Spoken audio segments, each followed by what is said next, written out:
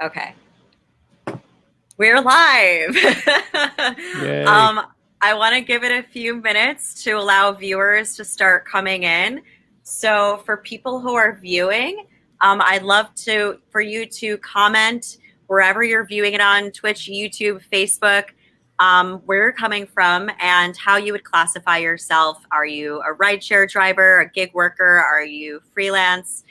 Would love to know where you're calling in from and what your status is as far as not Prop 22, but again, are you what is your side in this? Are you a freelancer, independent contractor, rideshare driver? Would love to hear from you all. And we've got 8 viewers so far. We're going to give it like 3 more minutes to let people come in to the feed. Yeah. So while everyone's coming in, oh, we got a comment. Okay, so Royce is on board. All right. So I want to start by thanking our moderator, Royce. He's going to be moderating the YouTube and the Twitch. And we also have an administrator from Freelancers Against AB5 moderating the Facebook feed as well. Thank you so much, everyone, for joining. I want to first say what we are here for today. With this year's election being the highest stakes yet, for California rideshare drivers, independent contractors, the stakes are higher than ever. Proposition 22 aims to exempt gig workers from Assembly Bill 5, which the freelance community seems rather divided on. Our objective with our time today is to share some of the experiences of the independent contractors on our panel, as well as the research and thinking around the future of AB5 and how that is impacted by the outcome of whether or not Prop 22 passes. So let me introduce myself, since this is on stream, no one's introducing me as the moderator for this panel. I'm a freelance director, journalist, and photographer who prior to the pandemic was bicoastal to New York City and Los Angeles. I currently have a 50 style PSA I created on COVID-19 etiquette, playing in the pre-show of every screening at drive-ins all over the country, and in workshopping my feature documentary, The Family Tree, with Sundance Collab. My work has been published in print by Lectura's magazine, The Hollywood Reporter, Time Out New York, Vice, Brooklyn Vegan, and many more. For most of 2019, I worked as an Uber and Lyft driver in between freelance gigs. Now let me introduce you to our panelists. Karen Anderson is the administrator and founder of the Facebook group Freelancers Against AB5, which currently boasts 19,000 members. She has been interviewed by the Wall Street Journal, Forbes, San Francisco Chronicle, Investors Business Daily, Fox Business News, and the Sacramento Bee. She's also written op-eds about AB5 for the Orange County Register and the Sacramento Business Journal. She freelances as an author, writer, and photographer, and is the managing editor of a home lifestyle magazine. David Higbee is a certified court interpreter and translator of Japanese, Spanish, and English. He is the founder of the Facebook group Translators Hurt by AB5 and helped spearhead the pro-freelance campaign in his industry. He has been freelancing since 2001, and in addition to his court interpreter work, has been an interpreter at film festivals, translated subtitles, has done voiceover work, and has worked as a technical translator. Lisa Rothstein has a vast background covering a range of creative arts and brand strategy. Her cartoons have frequently shown up in the New Yorker. Her copywriting clients have included Dr. Pepper, Johnson & Johnson, and KFC. She has a strong independent business as a brand storyteller and consultant and public speaker. She is based in San Diego and has been active in the fight against AB5 since 2019. And in fact, today, an article she wrote on AB5 and its effect on this year's election just went live today on the Washington Examiner. Kim Weinglass is a California native who has her bachelor's in economics from UC Santa Cruz, After several years of working for some of the largest ad agencies in San Francisco and Los Angeles, she decided to go out on her own as a freelance as a consultant for her own clients.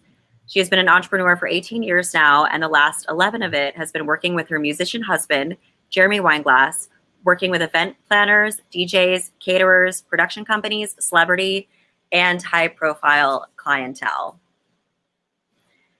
Okay.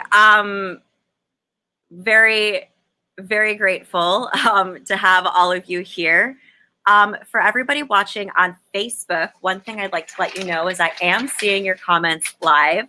However, it's not showing your name. So if you could just type your first name so I can shout you out, that would be great. Thank you so much. Right now, you just show up as Facebook user. We have someone who had something to say to Karen. Thank you for banking, for phone banking, Facebook user. Okay. Great. I'm very glad to have everybody watching on this feed. And thank you so much, everyone, for being here on this panel. Okay. All right. Let's begin. Everything seems to be working smoothly. For those who just joined, if you would like to comment on the feed you're observing, please let us know where you're tuning in from and how you would classify yourself as. Diane, nice to see you. Thank you so much for tuning in. Appreciate that. Yes, thank you for everyone for tuning in, and let us know where you're tuning in from and how you classify yourself. Are you a freelancer, a gig worker? And why are you here? What are you interested in learning about? Okay. So we will get to the questions section. Hi, thank you, Megan. Nice to see you. Thank you so much for tuning in. Okay. We begin. Somebody's already trolling me. Somebody's already trolling me in the comments. But it's just a Facebook user, so I don't know who you are. They said JK, so. JK. I think they're really. I know. Great. So this question is for David. For our viewers who are not aware of AB5, will you please describe the nuts and bolts of AB5, including the ABCs of the Assembly Bill? Absolutely. Thank you for the question. So AB5, for everyone who is just now learning about it, it's a law that was enacted in January of this year that, in essence, is encouraging companies to not hire any freelancers in almost any industry, with exception of the industries that have been exempted, even though exempted may not be the best word, because really the law continues to apply to everyone. And the basis for the law was the Dynamex lawsuit. And we will get back to the exemptions and everything later, right? But which is great because that's a topic I think everyone is very interested in hearing about. But the basis for it was, there was a lawsuit, class action suit, where a couple of drivers that were, a little bit angry that they were asked to become independent contractors and they wanted to be employees. They sued Dynamex and they won. And at that point, I think the legislature, forgive me if this is a little bit of my own opinion mixed in there, but the legislators saw, we can use this as a chance to, to support the unions that are supporting us and maybe donating to our campaigns. And I'm not anti-union at all, but there was a little bit of, there was a law there that they wanted to see how they could make that. Not a law. There was a lawsuit that they wanted to turn into a statewide law, and they did a campaign.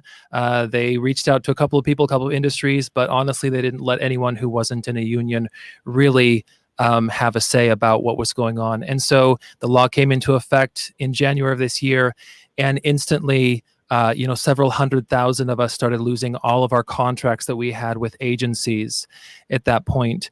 And of course, there was the impact on Uber and Lyft.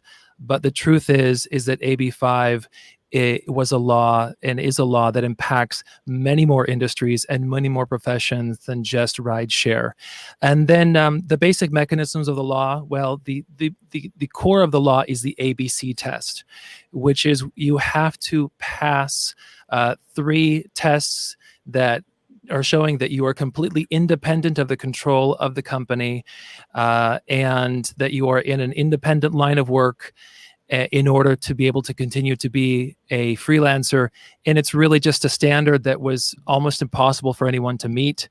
And if you couldn't do that, you could possibly, get an out by passing the B2B test, which was kind of an upgraded version, or a, how can I say this? A stricter version of the Borello test, where you basically had to pass all 12 points of the Borello test. And if you couldn't do that and you couldn't pass the ABC test, you basically had no choice to continue to work as a freelancer or independent contractor, unless you were an attorney or an engineer or an architect or a couple of other professions on a very short list at that point. And we've been working really hard to get exemptions from this for interpreters, translators, musicians as well. I'm a musician as well.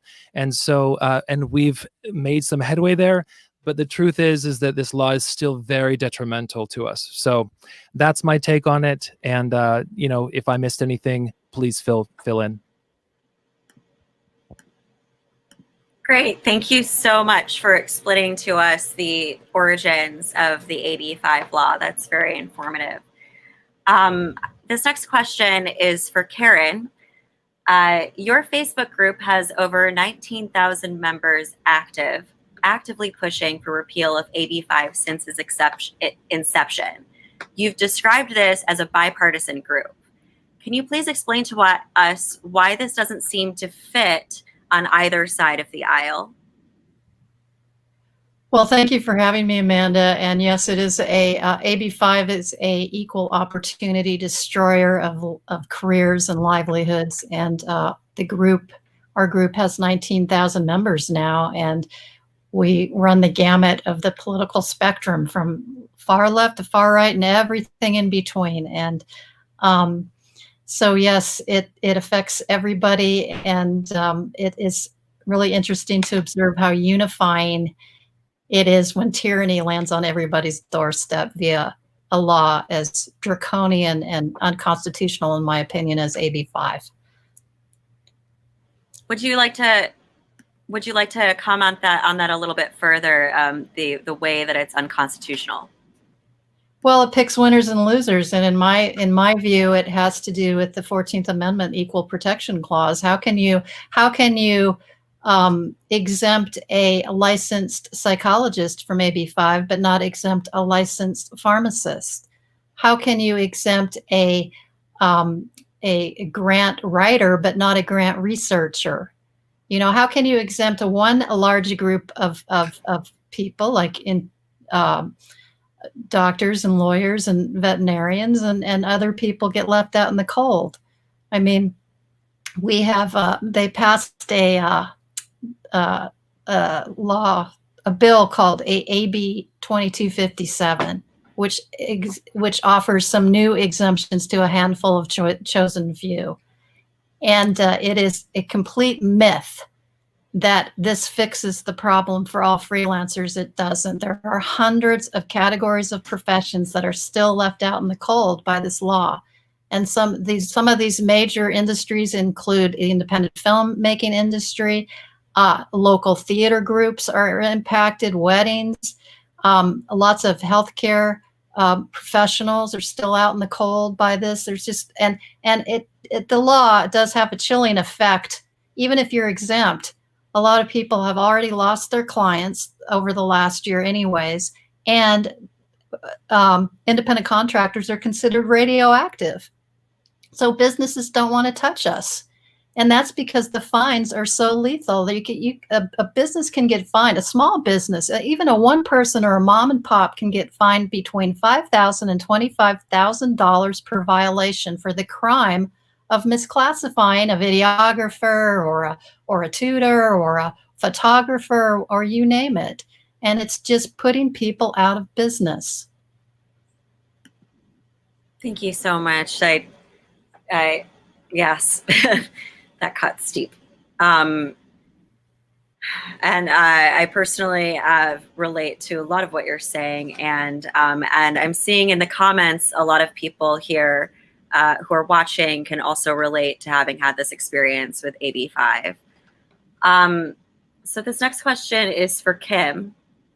I'm curious, in your opinion, based on your education in economics, from that standpoint, why do you think AB5 was really passed? Like, a lot of people are saying in terms of Prop 22, oh, like, follow the money. But what about AB5? What happens if we follow the money there?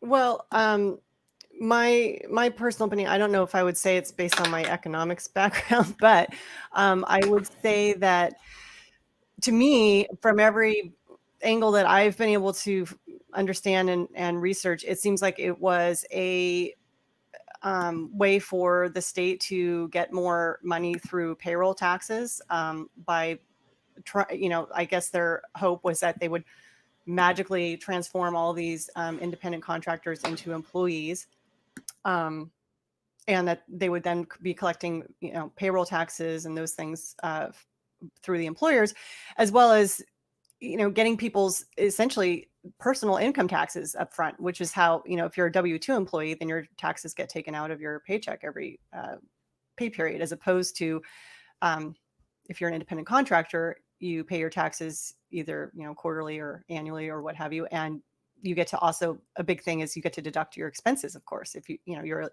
an independent person, you have a business, you have legitimate business expenses. So therefore, in my opinion, most people who operate as an independent business, whether it's, just like a small business or solely yourself, you have legitimate business expenses and you're able to deduct those. And so you effectively reduce your tax liability based on those very legitimate expenses, So I think that essentially it was a way for the state to get more money directly coming into fun things, I guess, as well as there's the other side of, maybe there are some angles of workman's comp. I don't know. I don't know enough about how those kinds of things work, but I definitely don't think that the narrative that is touted that they're protecting these workers that are being taken advantage of, as if like there's this mass amount of independent contractor people that are just being forced to work overtime without proper pay and all that kind of stuff. I don't see that is actually legitimate at all, and that's what was happening. And certainly if those things were happening, then there was already laws in place to cover that, and people could have done their own filing, I guess, a complaint or what have you against an employer that was doing that sort of illegal kind of thing. But anyway, that's my take.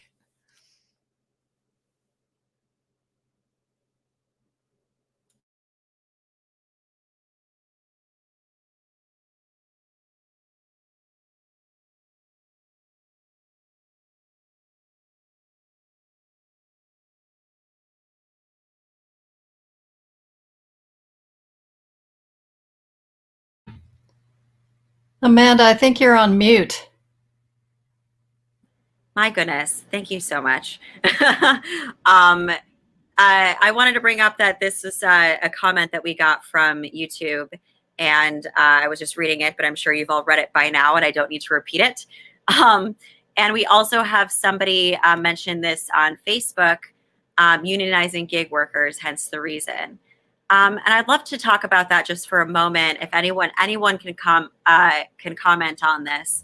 How do unions play into this? Anyone may take the floor. I can speak to that, I think, and I think Karen will correct me if I'm wrong. Lorena Gonzalez, who authored the law, is very proud to call herself still a Teamster. She used to be a big wig with the AFL-CIO. She's received more than $2 million from unions as campaign donations. From what I understand, that I don't have proof of this, and I have receipts, unions actually wrote AB5 themselves. This is one of the reasons why she appears not to actually know what's in her own law. And the idea is that they got her elected so that she would pass a law like this. Some people even claimed that the Dynamics case was kind of a setup where those drivers were what they call salters, people who actually get jobs in order to come in and either create a union or make trouble for the employer. I don't know if that's true either. Point being, though, that Lorena Gonzalez this is her baby. She calls it her life's work. And unions are bankroll her. She is a proud representative of them. And for unions, they used to have 1/3 of the labor force used to be in a union, and now it's only 1/14. So they're panicking because they don't have enough members and enough dues and things like that. So they saw rideshare, hundreds of thousands of people that they thought, what if we can get them in a union? So the thing is, though, you can't unionize people unless they're W-2. So the way this is where kind of Prop 22 comes in. I know we're going to talk about that later, but what happened then was, so they targeted rideshare, but then, my impression is that Lorena and her union pals saw this as an opportunity to get really greedy and apply this across the board to all independent contracting and basically outlaw the 1099 work altogether as much as they possibly could.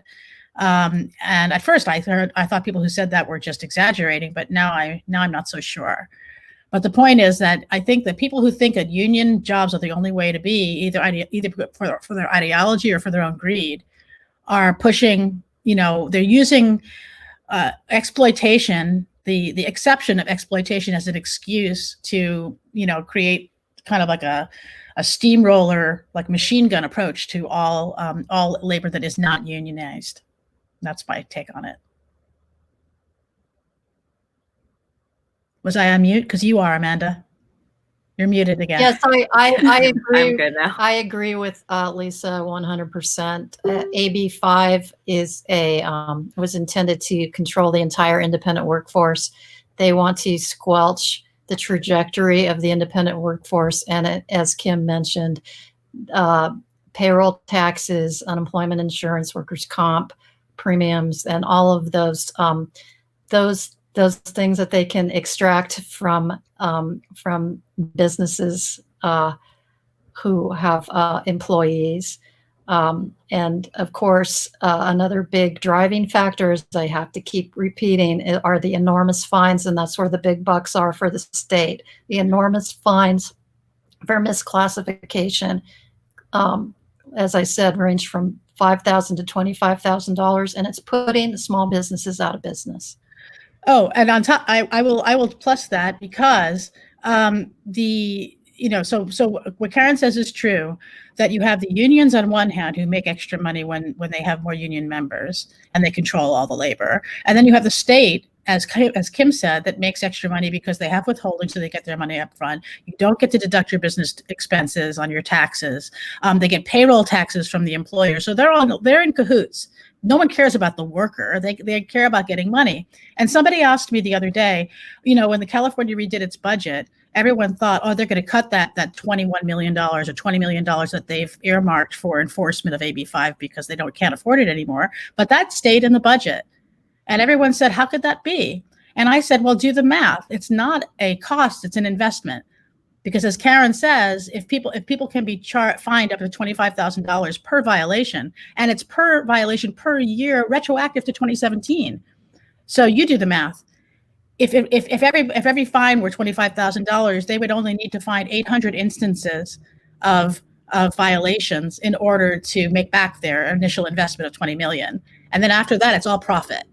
So I feel like even the fines are basically a revenue stream for the state. So they're getting us every which way. That's right. And if you watch the very first hearing with Lorena Gonzalez in front of the Labor Committee there in the Assembly, the very first words out of her mouth were $7 billion from payroll taxes that they need to recoup from the independent workforce. That's what the whole beginning of her argument in that hearing, the very first time she spoke publicly about AB5 was all about that.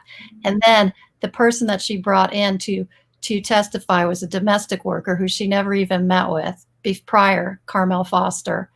And they were already had protections under under existing labor laws. Well, she said that thing about payroll taxes in order to sell her law to the rest of the legislature, right? Because Right. she was really doing it for the unions, but so in order to get other people on board, that was a selling point for them. Look, we all get money, yay! So yes, and it's the Cal Labor Federation that sponsored the bill and wrote the bill. It's a fact.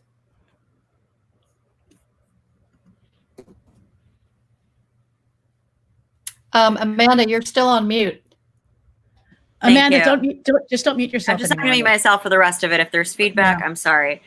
So speaking of the limitations of unions, this question was actually for Lisa. As a modern day entrepreneur who I see as a polymath, how does AB5 affect your ability to keep operating in all the vast and varied things that you do?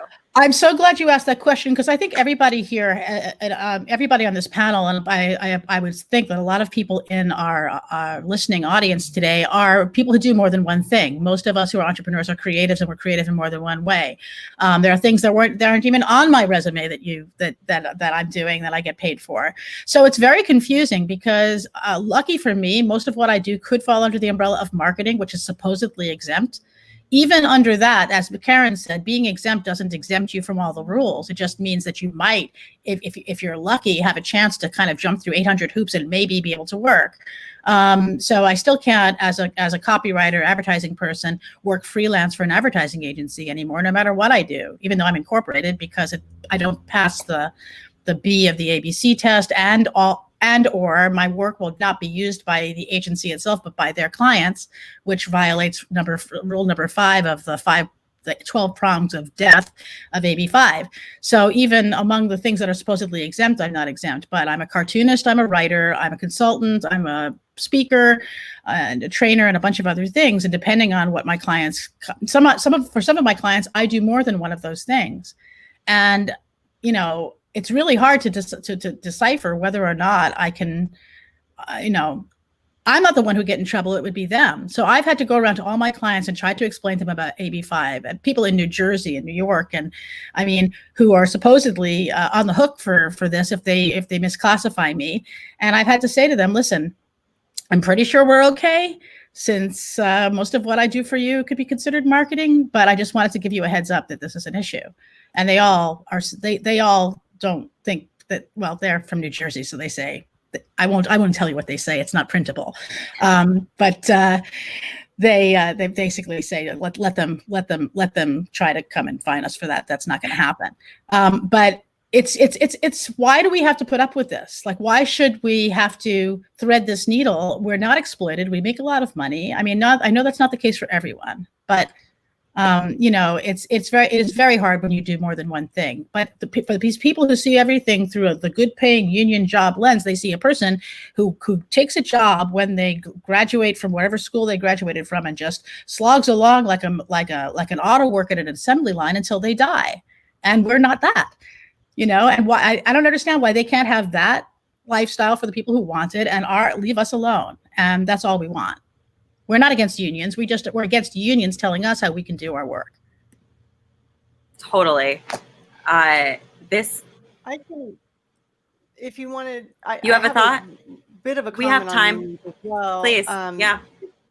Okay. So I'll just, from the perspective, because I know there's a lot of, sort of conversation around musicians, which is my husband's profession. And, we work together in our, as a business. And so, he was a member of the Los Angeles, LA 47 union at one point. But the interesting thing about this is that, so he had gotten himself landed a gig as a resident pianist. This was back it was like 15 years ago at the Beverly Hilton. And he had gotten that gig on his own.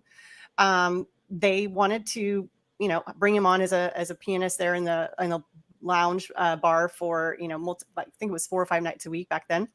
And but the interesting thing was, the Beverly Hilton is a union venue.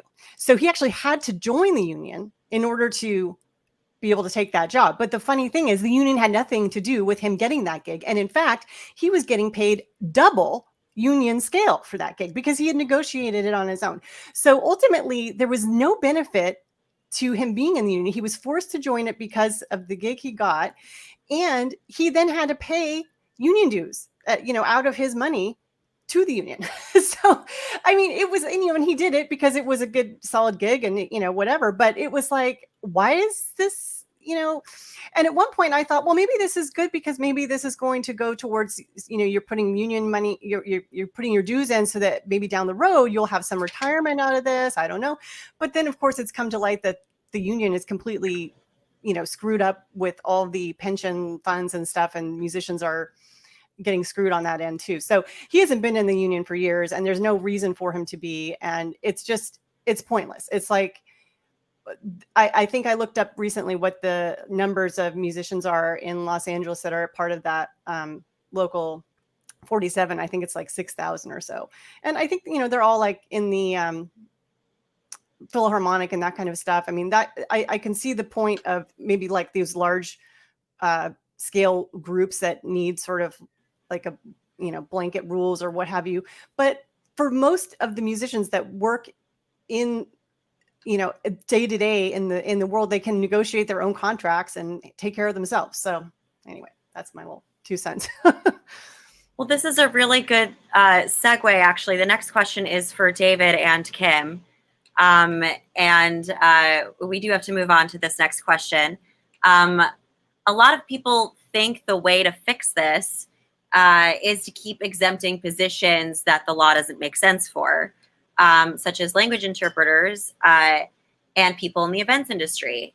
So this question, first for David, as a translator, it seems that, translators have been exempted.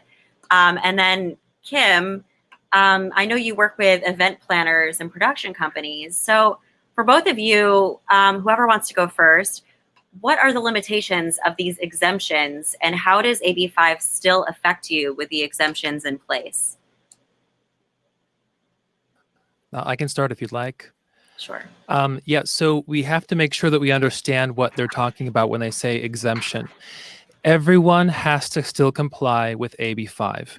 Every single agency, and the burden is on agencies and on freelancers to some extent to prove that they are not misclassifying. Previously, the burden was on the state or someone who felt like they had been misclassified. The burden was on them. This has flipped around the burden of proof, right? And so that's the first thing that everyone has to understand. Even if we are exempted, in a certain, I guess if you could construe it that way, the truth is that we still lost a lot of work. There are still agencies that don't want to touch us because we're in California and it's complex to try to interpret this law. And the other thing is that I'm a translator, which is written documents, but I'm also an interpreter, which is spoken. And interpreters, there's a completely different set of rules. We still have to prove that we are independent contractors, that we want to be independent contractors, and they are telling agencies that they can no longer actually work as agencies anymore, that all they can do is just send us a reference, and then they can charge, maybe their client for referring us for that one job, and then it's over. And then after that, that client is ours. If that's the case, agencies I love agencies. I love working with agencies. They get me so much work. And if there's not a win-win working relationship with agencies, and I think a lot of this applies to both musicians and every other profession out there that's under AB5, there has to be a win-win. Agencies add value, and they're taking that away. They're taking the right that I have to have an agency handle some of my contracts and do the type of work that I don't want to do. I mean, I don't get paid for doing billing and invoicing and tracking down my clients. So all of those things, those are still ways that I'm impacted. And I mean, plus add to that the fact that we do not live in isolation. Our economy is so integrated. If my clients that are in Hollywood, that are in film festivals, that are everywhere else, right? If they are impacted, I'm impacted. I have clients in Silicon Valley, ride sharing and some of these delivery companies that I'm doing translation work for. And if they go out of business and they leave California, then that is a client that I will never get back. And Kim, as working with events people, I know the events industry is especially hit right now because of COVID-19, but also is in a unique position when it comes to exemptions, and musicians especially. You have music producers versus live musicians. What are your thoughts on this from that point of view? Well, so to be honest, I haven't the convolutedness of the most recent bill that was passed, the AB 2257. Honestly, I haven't read through it all. And the events industry right now is basically shut down anyway, so I don't know exactly. I know the effects as far as a musician goes, and that it did help in a lot of cases, issues that we were thinking at the beginning of this year, like, wow, how are we going to be able to do this? Or how are we going to be able to do that? So some of those things were helped in our specific case, but other things actually ended up being, now certain things are more specifically clarified and called out to make things more difficult. For example, like steady gigs, for example, which for us comprised about a third of our income was through just regular residency kind of things. And those they are now saying that would have to be considered employee. But all that work is not happening right now anyway because of COVID. So I don't know, if and when those things ever come back, under what circumstance they may happen. And so I don't know also about the events industry exactly. I know there were some things regarding wedding planners or some other exemptions, but I don't know the exact intricacies of them. Again, because things are so shut down right now anyway, that people are having a hard time operating. But I mean, the thing is, when I first heard about AB5, I was like, this is going to kill the events industry, because so much of it is it's done based on the event. It's a one-time event, and then they bring together all the people that they need to make that event happen. So whether it's you're bringing in a caterer, you're bringing in a DJ, you're bringing in a musician, you're bringing in all these people, and then all the people that work within those different vendors, they might hire on extra help that they need for that day, for that event, but they're not part of their full-time staff, year round, because they don't maybe need that extra help all the time. They just need it for this one event, and every event being a different size and location and what have you. I mean, it just, anyway, so I don't know actually the ramifications of the current.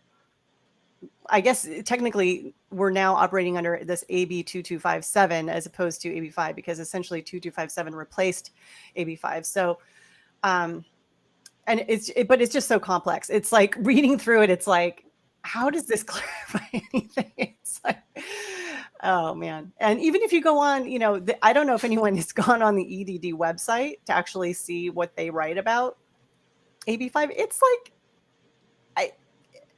it feels like you need a law degree just to understand what they're even talking about on there. Yes, David, you had a thought, and that let's keep it quick, and we'll move right on to Prop 22. Perfect. On this point, I mean, just as an example for people to understand, the exemption for musicians, right?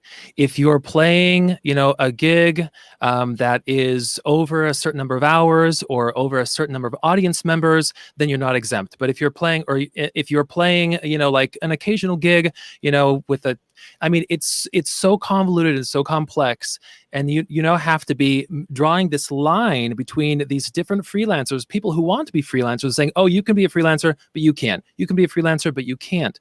And it's so arbitrary, and that has happened with everything. So AB 2257, honestly, it did not fix anything for most of us. It just made it more complex. I know they tried to give us an exemption, but man, if that's the best they can do, I mean, any doctor that it takes them like, 75 exemptions or 75 attempts to get a surgery right, they would be out of a job really quickly. But what David says is true. It punishes success. Like if you're a musician who gets more than one gig, or if you have a bigger audience, suddenly you have to be an employee. What's that about? You're only exempt if you're poor. If you do a shitty job and you're poor and you don't have a big audience, you can't get a steady gig. Then you're okay. Otherwise you have to. I'd like to highlight something somebody on YouTube said. As long as AB5 exists, none of the exemptions make a difference because the threat of the fines still hangs over anyone that wants to hire someone else for work. And I think that's really telling. We've only got like 20 minutes before the Q&A, so let's hop into Prop 22. This question is for anyone. A lot of people seem to automatically doubt Prop 22 because Uber has poured millions of dollars into getting this passed, when that money theoretically could be going to their drivers. And I'd love to know your thoughts on this. This is such a red herring in my mind. I jumped in, Karen. I saw you were about to talk. But this is such a red herring. It's a distraction. Thank God they had the money to get this on the ballot, because nobody asked us if we wanted to be employees or not. The fact that it might be good for them doesn't also mean it can't be good for drivers. 80% of drivers want to remain independent contractors. They want to keep their flexibility and whatever. And they're not a charity. They're not supposed to be distributing money to drivers. They're in business. But the drivers want to have a work that they can design around their life and their own schedules. And even though Lorena Gonzalez in her fantasy world thinks that people can have all kinds of benefits that accrue to full-time employment and be able to show up to work whenever they want, take off whenever they want, take vacation whenever they want, that's like, in what world does that exist? Everyone knows that once you're an employee of a company, they can fine you for dock you for not doing enough hours, or give you set shifts, and nobody wants that. Prop 22 is not a way of robbing workers of their benefits. Prop 22 guarantees 125% minimum wage and does give some other benefits. So it's still a better deal for drivers than what they have now. In fact, I think I read somewhere that the average driver would make about $21 an hour. I mean, tell me how that's terrible. So, but they're painting it as, the big bad companies, big bad greedy companies against the poor little workers who have to sleep in the trunks of their cars. It's not true. Thank you. Does anyone? I think somebody else wanted to jump in on that. Well, let me just say that we have a super majority in Sacramento, and it takes this kind of monetary backing to fight City Hall. And they happen to have it, and it's not Uber itself spending all of it. It's a combination of all the different groups, DoorDash and Lyft and I forget who else. They're combining their funds to originally get the proposition on the ballot, and then of course to get the word out on why Prop 22 is beneficial to rideshare drivers. Speaking of, does anyone else have anything else they want to say? I know it's an important. Yes, yeah, absolutely. So I have to shout out to the National Federation of Independent Businesses, which was instrumental in getting this on the ballot. And so it is not just Uber and Lyft; it's actually a collection of companies.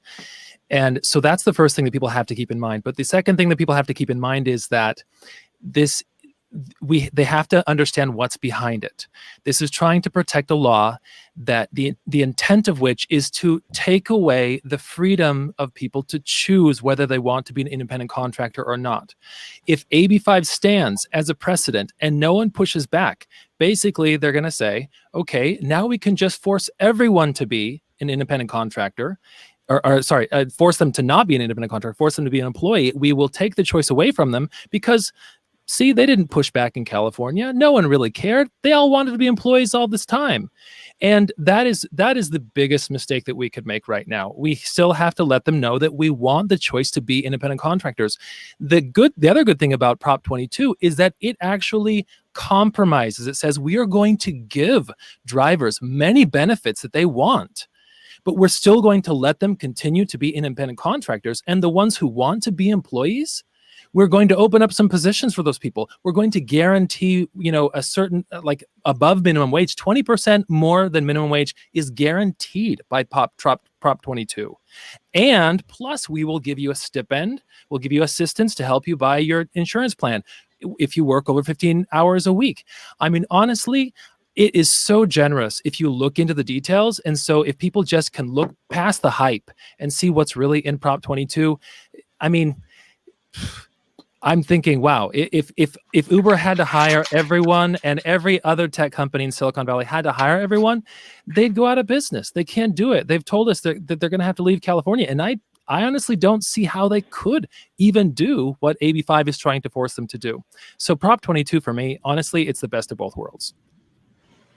Yes, and I'd like to add the fact that that the appeals court upheld the ruling that Uber and Lyft and app-based delivery have to convert their drivers to employees, and they'll have 30 days. And so that happened. When was it, Lisa? On October 23rd, I believe, the appeals court. It was about a week Yes. ago, but I don't understand. I don't know. We're going to talk to each other later in this broadcast, but I don't know what that means if Prop 22 passes. What happens to that? Well, So- if it doesn't pass, what happens is that Uber and Lyft have already stated they're going to have to suspend operations in California because it's not possible for them in 30 days to convert their entire business model to W-2. So that is what will happen if Prop 22 fails. So we will definitely be getting to the question of what will happen in the future very soon. But there is still a lot of doubt about Prop 22, even with all of the benefits it offers drivers. And one thing I've seen over and over and over again, people asking and saying, this is why they'll vote no. It's either because they don't trust it because Uber is funding it, and they automatically assume that means it's evil law because it's a corporation funding a law.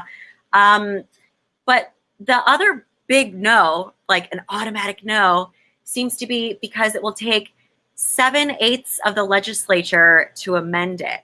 And I'm wondering, Karen, what your thoughts on this are. But if anyone has something to say, you can please chime in.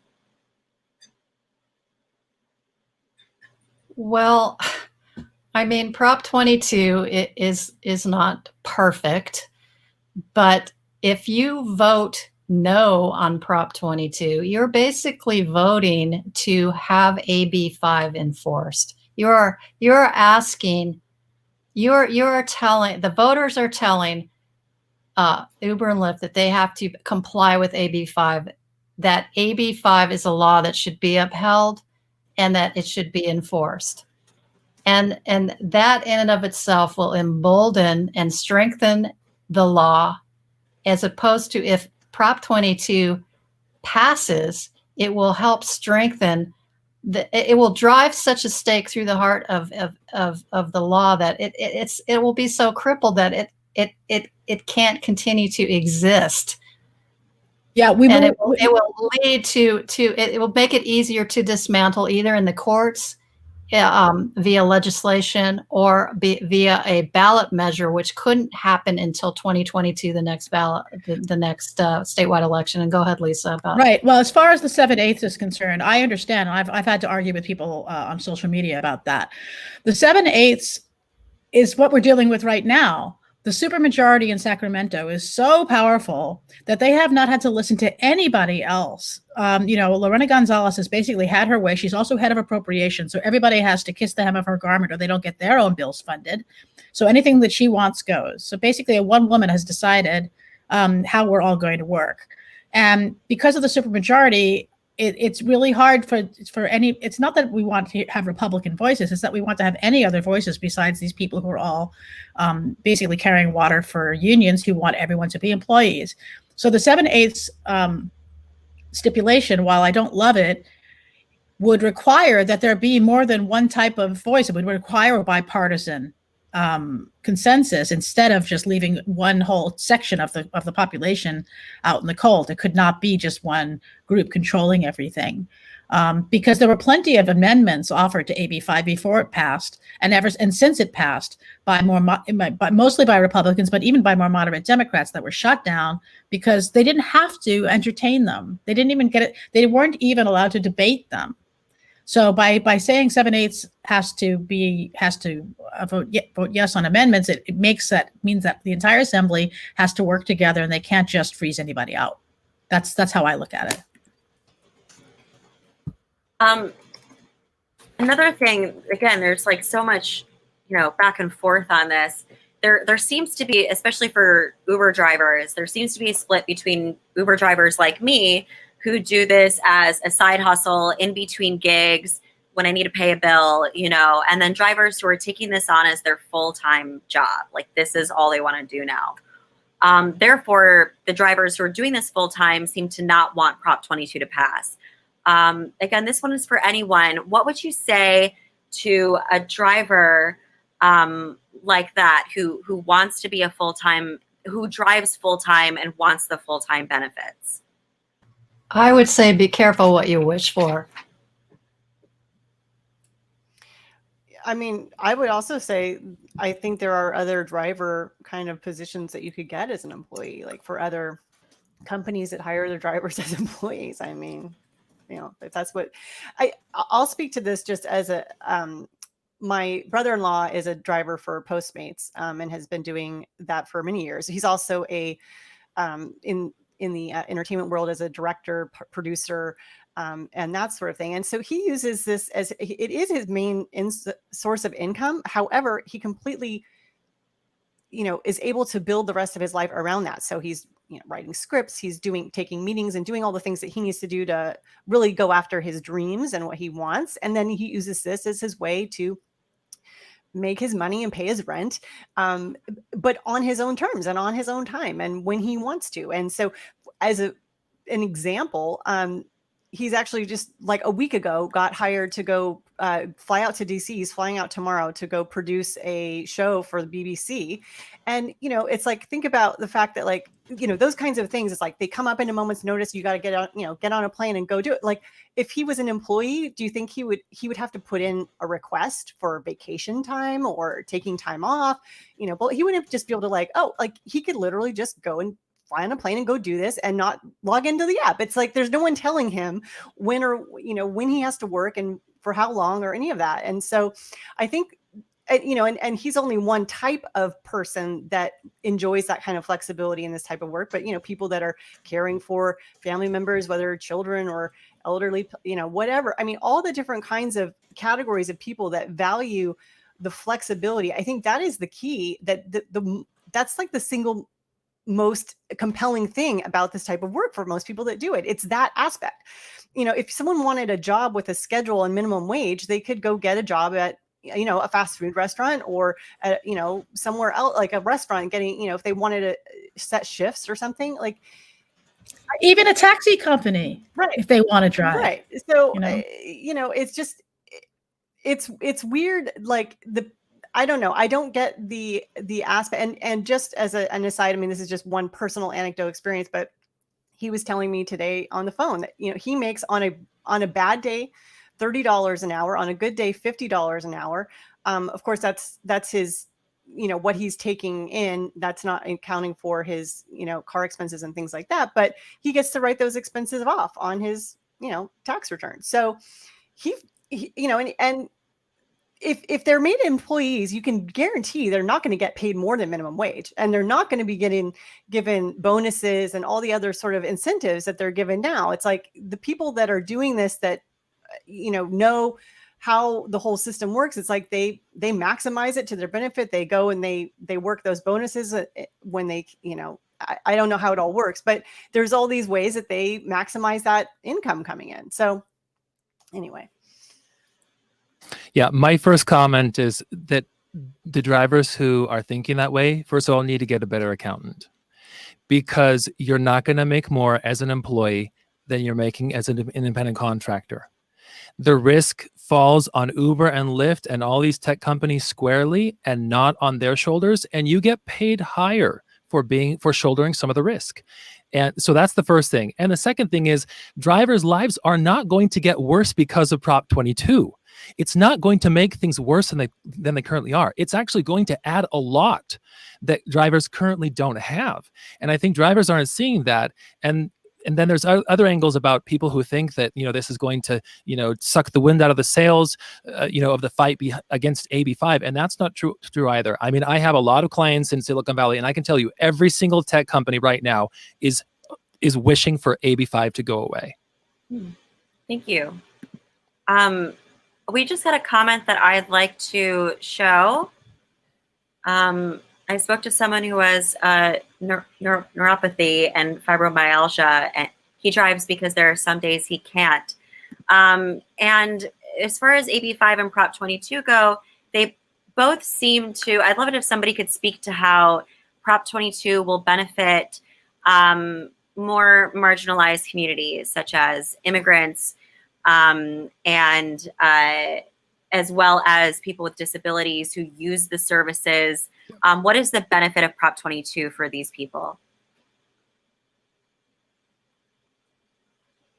Well, I can say that Prop 22 has been endorsed by all sorts of groups, including the NAACP, Al Sharpton's Action Network in California, the Hispanic Chamber of Commerce, the Black Chamber of Commerce of California, the Black Small Business Association of California, the Asian Chamber of Commerce, and there's so many examples of groups. Mad Mothers Against Drunk Driving has endorsed it. There is a lot on the line for marginalized communities if Prop 22 fails. And I think what Amanda was also touching on is the fact that a lot of people with disabilities or other people use the service. They don't have their own car. I know people who've let go of their car because of the availability of rideshare. My mother-in-law is in her 80s with stage 4 cancer. My husband can't always bring her to the doctor, and she can call. I mean, of course she could always call a taxi, but this is just much more convenient. And I know a lot of people who were very scared of whatever it was when Uber was when there was that 11th hour stay on that court case, when Uber was saying, well, okay, we're going to leave California. A lot of people who were really scared, like, oh my God, I depend on them to get to my doctor, to my work, to my this, to my that. So that would be bad if Prop 22 doesn't pass and they decide to, pull up stakes and leave. Yeah, I know several dozen close friends who use Uber and Lyft, and also some other more niche services for sending their kids to school, for getting them around.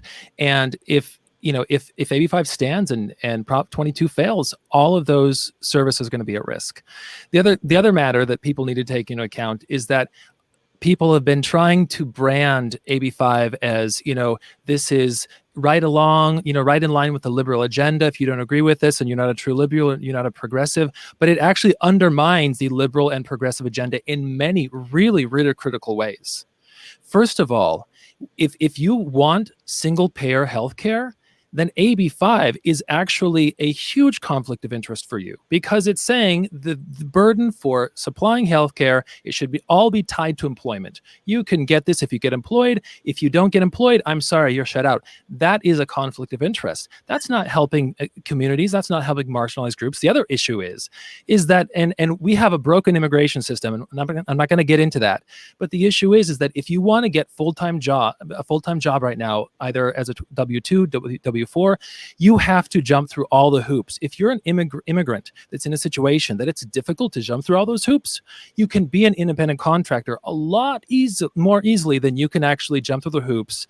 And a lot of people will end up breaking federal laws and providing, fake social security cards or doing whatever, because a lot of people just don't have the level of documentation that it takes to get full-time employment. And we are going to see, immigrant groups and marginalized groups hurt big time by AB5, even more so if it sticks long term. So we're going to get to a Q&A real quick, but I do have just a couple more questions. I hope everyone's willing to stay with me on this. And this is a really good segue, David, that you just provided for this question I have.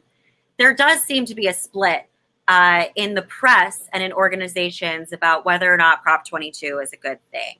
The local papers overwhelmingly support Prop 22. Meanwhile, larger papers like the LA Times, New York Times, Washington Post are leaning towards no. I mean, even edgier publications like Vice. On the same token, the NAACP and the organizations that Karen just mentioned are for Prop 22. However, the Progressive Voter Guide is not. Why do you think there is such a split in the press? And this is for anyone, but I know, Karen, we've touched on this before, so I'd love to hear your thoughts. You're talking about national media. In California, all of the major newspapers have endorsed Prop 22, and that would include the San Diego Union Tribune, the San Francisco Chronicle, the Orange County Register. Most every single newspaper, except for, I think, the Sacramento Bee and the Los Angeles Times, has endorsed Prop 22, and that is a fact. Yeah, I see we are in such a polarized situation right now. I think anything that you say that's a little bit outside of your stated party loyalty is seen as betrayal by a lot of people, and I think that is a big mistake. I think both parties are using that as pressure to try to keep everyone, in line with the party line, for lack of a better term, and it is not. There's nothing anti-progressive about saying, actually, I think I'd like to have a sole payer, healthcare at some point, if you believe in that, if you want that, or I want to have protections for immigrants and for marginalized groups. There is that in Prop 22. Absolutely not. I also feel like there's pressure to fall in line with the party agenda, especially in California, where we have a supermajority. And I think there's a lot of confusion about, these different values. These parties have aligned with certain, agendas that are strategic for them. And that's fine. That's their right. But people have to understand how these things are going to impact them. So I would just encourage people to look deeper than just, oh, this is what my party is recommending that I do. We really need to be smart about this. We have to use some critical thinking. And in both parties, this is the case right now. So speaking of which, we are getting a lot of one question or one comment. If at some point we want to get to this, I have a comment I'd like to kind of continue on from what David was talking about. Sure. With regards to healthcare. And I absolutely agree. I feel like, this has been my own thinking in recent months, et cetera, is that, this idea that you have to get your health insurance coverage through your employer is, to me, it's like trying to just, it's like there's no will to actually tackle the huge problem that healthcare is in this country. I mean, it's a disaster, right? I mean, I think everyone can agree on that. And, people don't maybe agree on how it should be handled, but the fact of the matter is, it is horrible. And the way that it seems to me that the Democratic Party has resigned themselves to tackling this is by trying to force as many people as possible into this little hole of being an employee so that they can get their healthcare covered by their employer. It's just ridiculous. It's ludicrous. I think we need something that frees people up. Why should something like that be tied to who you work for? I mean, it feels like we need to be moving forward in a different direction of freeing people up more so that they're not tied to this idea that their health coverage is contingent upon this relationship with an employer. I mean, it's just, anyway, it's a cop out. It's a cop out. And this doesn't mean that we have to become a socialist country, because Japan does a great job of providing many, many public options without becoming a socialist country. So there you go. So looking towards the future, what I'd love to hear, what do you think will happen if Prop 22 does not pass? And this is for anybody. It's going to make the repeal effort all the more difficult. And I've had many conversations with people who question me about that. But even Kevin Kiley, Assemblymember Kevin Kiley, who is the leader basically of the repeal movement in the Assembly, says that Prop 22, if it passes, will pave the way for dismantling this law, make it much easier. If it doesn't pass, it's a setback for our movement. Because Uber and Lyft, frankly, they have never been a part of our freelancer movement, ever. People are afraid that if it passes, then they'll leave the fight. They haven't been a part of our fight to begin with. Neither have the independent owner operator truckers who are in court right now, the 70,000 of them. So if anything, Uber and Lyft have obscured the big picture of the collateral damage that AB5 has on the vast swath of professions that it has impacted. And the lawmakers have hid behind AB5 to deflect from that. Have hid behind Uber and Lyft to deflect from that. It's very convenient for them to villainize Uber and Lyft because most people, as I keep saying, in California, if they've even heard about AB5 at all, they just think it's about Uber and Lyft.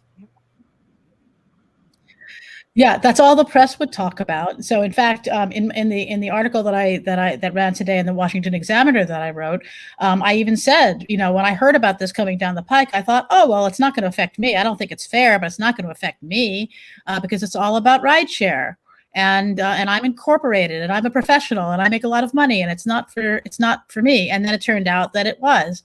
But what I keep hearing from people is, why are you carrying water? And I know there's a bunch of comments in the comment section. Why are you carrying water for Uber and Lyft? They're not paying you, or maybe some people have accused me on Twitter of being paid by them to shill for Yes on 22, and I'm not being paid. None of us is paid to do any of this stuff. But as Karen says, if Yes on Prop 22 passes, it takes away AB5 already really doesn't have a good reason for being. But if Prop 22 passes, it takes away AB5's main reason for being, according to the press, according to the Democrats in the Assembly. So then the Kevin Kileys of the world could come in and say, look, you guys, if it doesn't apply to rideshare, it certainly shouldn't apply to any of these other people. It's what we used to call in advertising a torture test. Like, these are the people that you say are so exploited. This is the whole reason why we're doing, why we have to pass a law that covers everybody, because these people are the poster children for exploitation. And now, Yes on 22 passes, and now they're exempt. It's like, well, wait a second. Why are we, if the people it was supposed to be targeting they don't even have to comply because the people say they shouldn't have to, then why should anybody else? And that's the argument that we're going for. And even though we don't receive any help or any support or any money from Uber and Lyft, it doesn't mean that our interests are not aligned. And that's why when David talks about critical thinking, you have to think a little bit past the black and white. Big business bad, making money bad, poor little workers good. It's not so black and white as that. It can be something that the big business wants and still be good for the people, for us. And that's how we feel about Yes on 22, and that's why everybody, freelancers against AB5, recommend voting Yes on 22. I agree completely, and I'm not going to say that there aren't corporations out there that that maybe don't have such a win-win perspective, but that's not the way Silicon Valley works generally. It really is based on a win-win. And when ride sharing came about, it filled a gap in the market for riders and for drivers. They were able to start using their extra time to start making extra money on the side. And it's evolved to what it is today. And even if there are imperfections, then great, let's move forward. Let's evolve a little bit. And that's what Prop 22 does. If you want Uber and Lyft to be involved in our fight, Prop 22 is the closest thing they have ever offered that actually helps us as freelancers. So we should take this chance. Another ballot initiative will take 2 more years at least. So, and meanwhile, we are all going to be subjected to AB5. It's not going to magically go away because of our indignation.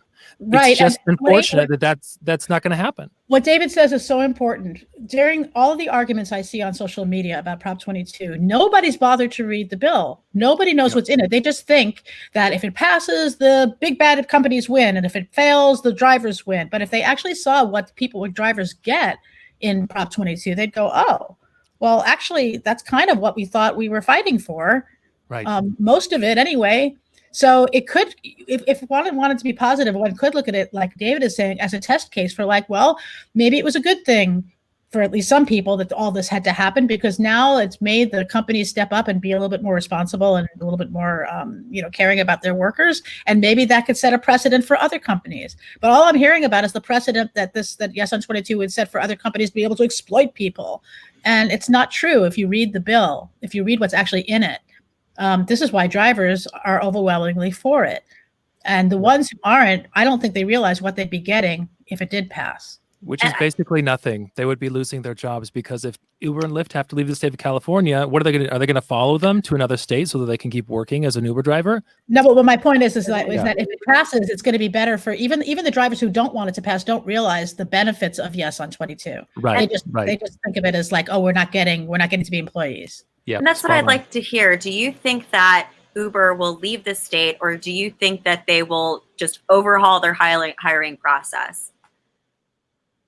They will likely suspend operations right away because of the appeal because the ruling was upheld. So they have already been told by the courts that they have to classify their drivers as employees. So litigation would probably continue. They could try to comply and change their entire business model, which would be very disruptive. I would think that a lot of drivers would reduce their inventory of drivers for sure, and it's just not gonna turn out the way that the utopian thinking says it will turn out. If Prop 22 fails. If Prop 22 fails, you can bet that this ABC test and these draconian labor laws will metastasize across the country immediately. And we already have the PRO Act that was passed in the U.S. House of Representatives in February. And now we have a new one that's come out up there by the senator up there in Washington, Patty Murray.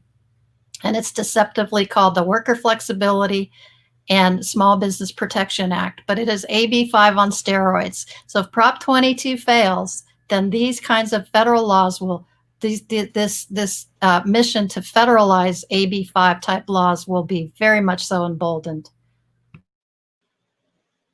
Go ahead. I think a lot of people are not aware of what the PRO Act is, and the fact that it did pass in Congress last February, I believe.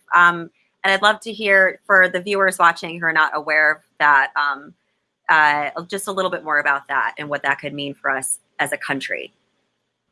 Well, the PRO Act is. Go ahead. I'll let you pick up where I left off. The PRO Act is, well, another beautifully, deceptively named law, the Protection of the Rights to Organize Act, as if we don't already have the right to organize.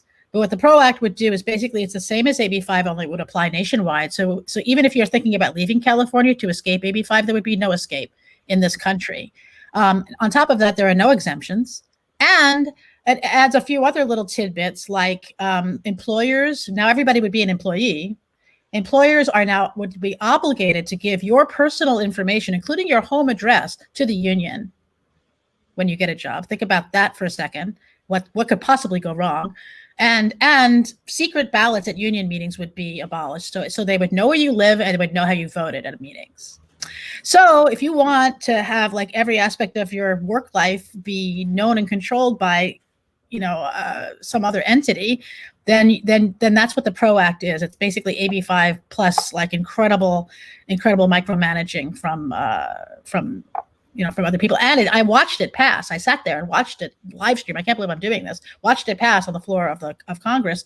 And it was just along party lines, but there were a few brave Democrats who voted against it. And they've already had their money yanked away from them by all the union people who used to give them money. So it's a big deal. Interesting. Yes, and this new Senate bill, it flanks it from the other side, from the Fair Labor Standards Act. So they're zooming in and trying to federalize AB5 into law in every which way they can. And so Prop 22, if it fails, the whole nation is really looking at Prop 22. If it fails, there is a green light There's It's a the green light for going after the independent workforce. It's I the first guarantee domino. It's the first domino for all of us. And speaking of which, somebody posted this comment that I'd like to say. It's very simple, but I am curious how you think AB5 is affecting the way people are voting for their representatives in California this year. Well, we saw what happened with Christy Smith in District 25 when she lost it back in May to Mike Garcia, and that was a lot of it had to do with her anti-freelancer stance. It remains to be seen. Like I said, AB5, there's a lot of ignorance about it, you know. So as far as on the national level, this has not been made an issue at all. With, you know, you don't even hear it covered. The PRO Act, AB5, it's not even talked about in the national campaign. But on the local levels, who you vote for really does matter. Your assembly person the assembly of the state of California has so much power over our lives and our livelihoods. And it really does come down to who you vote for. Yeah, I'm just going to say that I think people need to pay more attention to local elections. Of course, everyone's paying attention to the national elections, but people also don't realize that there's a really good case, especially in California, for limiting the power of the supermajority, even if you are, you know, going to vote for whoever at the national level. Supermajorities are not a good thing for any state, for any country. And there have been millions of books, I mean, maybe not millions, but thousands of books written on what happens in totalitarian states. And honestly, that's kind of what we're seeing. We're seeing a micro-totalitarian state in California in a certain sense, in that we have a supermajority here that really there's no way to get anything across, even on the table, without having major support from unions in California. And I think it's really important to send a message that we independent contractors want to make our own decisions about the way that we work, and we don't want to let someone else make those decisions for us. That's my take specifically on that. As for Uber and Lyft leaving California, I mean, I can't predict the future, but I'm going to say that they're probably going to leave. They've already said that they don't have the funds to stay here and to convert everyone to an employee in 30 days. Even if they did, half of their drivers are going to leave their jobs, are going to lose their jobs. My bad. Right. I mean, shareholders are funding Uber and Lyft. Uber and Lyft are not turning a huge profit. People say, oh, these are these huge companies, but they're startups. They are startups that have scaled nationwide, possibly worldwide, but they are still operating on a lot of investor money. And investors are saying, are told, well, I'm sorry, we're not gonna make money for you anymore. They're gonna say, well, you got to pull out of California. Honestly, the Uber and Lyft don't even make the decisions there. It's their shareholders that are making the decisions. So people need to understand that. It's very telling that Gavin Newsom, who does everything that Lorena Gonzalez wants, is not taking a stance either way on Prop 22. That's huge. It is huge. It was like, I even said on Twitter, how come he's not kissing the hem of Lorena Gonzalez's garment like he usually does? Is he really worried that they are going to leave and he's going to get the blame? He wants to be able to kind of say, well, listen, you guys, maybe we can talk about this. So even he is, because normally he would be no on 22 and all the stuff that his side wants, but he's been very uncharacteristically diplomatic and centrist about it. And it's because he wants to leave himself some bargaining room, because he knows they were about to leave. They were on their way out the door when that judge gave that 11th hour stay, and he was not happy. So the fact that even the governor isn't sure that no on 22 is a good thing should send a signal.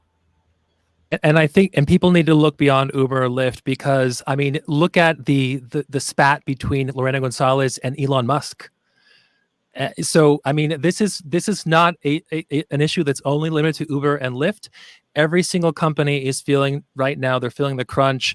And sure, these are big companies and they should treat their employees the right way. However, they shouldn't have to force independent contractors, people who want to work independently, to become employees. There is a way to move forward that's win-win for everybody. It's not a finite pie. There is a place on this table for everyone. And as long as we move forward with that in mind, we're going to be fine. But AB5 and no on Prop 22 will take that away from us. Yes, and I'd like to add that AB5 is anachronistic on its face. It takes us backwards in time to, to old models that frankly we've evolved away from, and Prop 22 forges a new way for a third kind of classification almost, that's quasi, that allows for some benefits and allows for a guaranteed amount of wage. And so I think that in order for the gig economy to continue to thrive, they have to think outside of the box with some new incentives and some new protections and all the rest. But Prop 22 will send us back. If it fails, it will send us backwards in time. And that's what AB5 has done with a lot of industries, including the writing industry. Lorena Gonzalez has not a clue as to how the new media freelancer operates, and how for example, how our skill set crosses over into videography and photography and digital. And even some of us writers, we know how to create our own websites for create websites for clients and all the rest. So she's just thinking of in terms of the 80s, back when we're all in cubicles, and that this is why AB5 is such a disaster. It doesn't take into account the intricacies of every single industry and how they've operated, and the same holds true for the new gig economy. Great. That's a really good note to leave off on. And I just want to highlight this comment. Californians need to remember that we are at the heart of the gig economy. So we really are the ground zero of this whole thing. And it's important to remember that. We won't be anymore if we make it so hard for businesses to operate. Their startups aren't coming here anymore. It's already started. Well, that's what I mean. Like in terms of first AB5, then Prop 22, because the birthplace of the gig economy is in California, I think it makes sense that the downfall would potentially, hopefully not start here. So I would like to move on to a Q&A. And as questions come in, I would like to ask viewers to please comment your questions, and I will highlight them in the Zoom. We are running over time, but I see that we still have an active audience. So thank you so much, everyone, for tuning in to this lively discussion on Prop 22 and AB5. We'd love to get your questions. Please send them in the comments.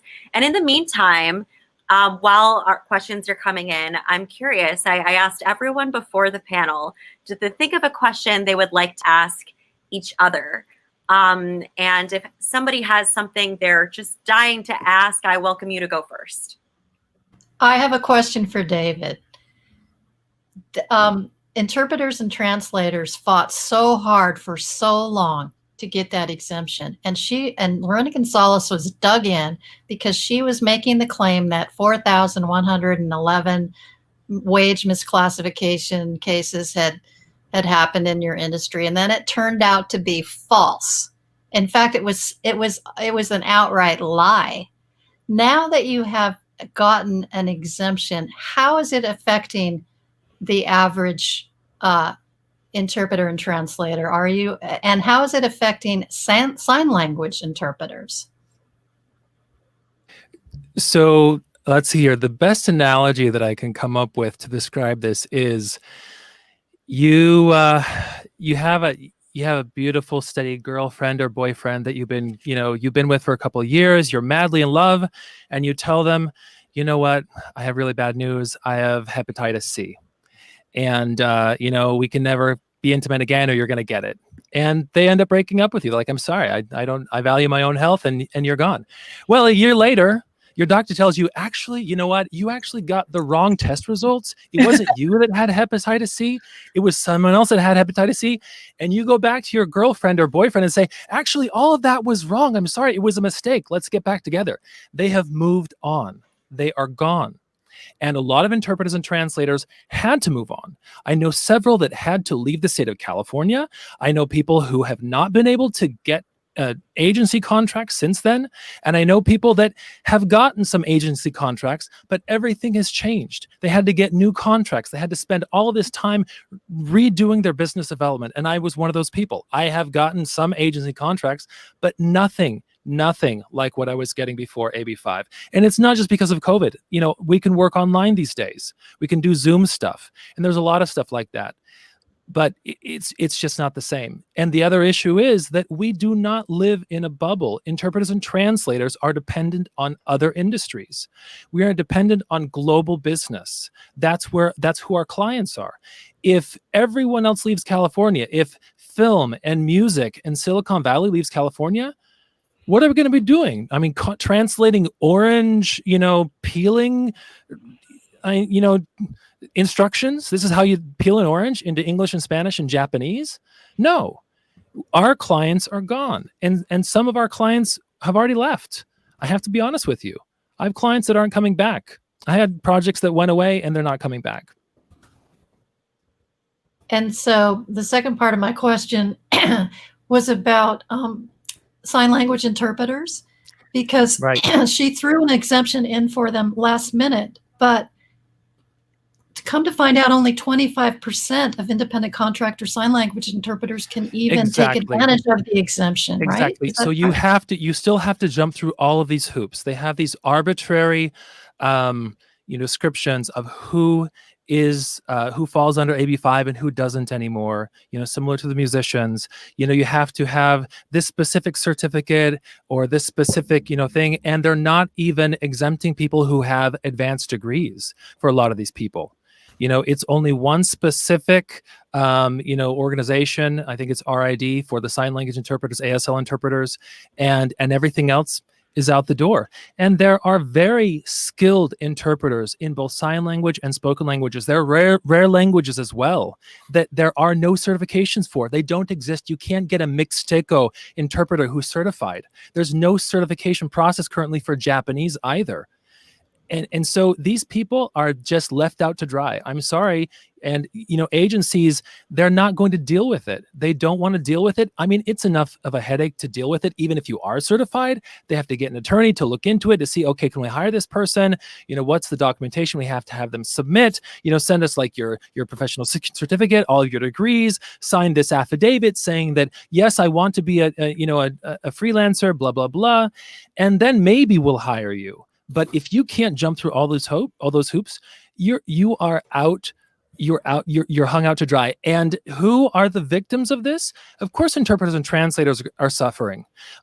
But I'm versatile. I will do studio stuff if I can't do translation stuff. I'll go play my guitar out on the street and make a couple bucks. I don't care. But people from the deaf community are really, really mad about this. So if nothing else, for the deaf community, for the immigrant community, for the retiree community, go vote yes on Prop 22, because this is going to help them. I don't ask you to help, to feel bad for me. I will protect myself. I'll do what I've done always with my 5 kids, for my family of 7. I have to work my butt off. But don't even think about me. Think of retirees. Think of single moms. Think of people who need people who have disabilities who want a flexible schedule. Think of those people when you and I mean, just really think about it. It's not about Uber and Lyft. Look past Uber and Lyft. That is not. I mean, voting no to spite Uber and Lyft. That's ridiculous. They don't know who you are.